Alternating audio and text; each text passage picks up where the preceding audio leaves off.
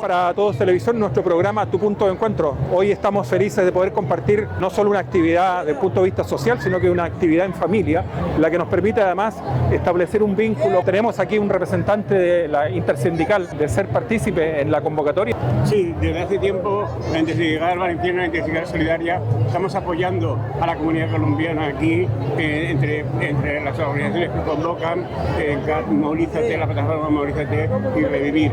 Y nosotros desde hace tiempo este día lo estamos celebrando con ellos y estamos convocando a la unión de las dos civilizaciones, de las personas que vienen, que están con nosotros, los colombianos y colombianas, y los valencianos que se integren y conozcan la cultura esta de lucha por la paz, por los derechos humanos que tiene el pueblo colombiano el día de hoy. Es muy asertivo el lugar que se elige además, porque este es un lugar emblemático para la ciudad y para los valencianos. Hoy se entrega una vela por la paz. Además se hace una convivencia con la familia, los niños bailan, cantan. Yo creo que es una muestra también de esa cercanía que tú señalas. Y de normalización de las personas que vienen aquí, que son personas que nos enriquecen, ¿no? Que son personas que nos están dando su cultura, que nos están dando sus esperanzas. Y nosotros como valencianos no podemos darle la espalda. Evidentemente la Intersindical es una organización que tiene claro los principios internacionalistas de la solidaridad internacionalista.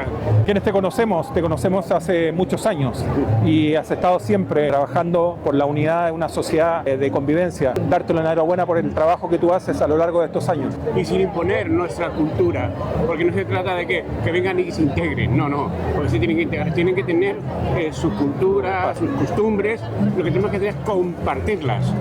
Nos están enriqueciendo solo con su presencia, solo con sus colores, y bueno, y no quiero olvidarme de recordarnos de los hermanos y hermanas de Palestina, que siguen sufriendo una situación de genocidio, que no hay una paz, es una quimera lo que están haciendo, porque siguen asesinando a los hermanos y hermanas del pueblo palestino. Agradezco la invitación que me habéis hecho.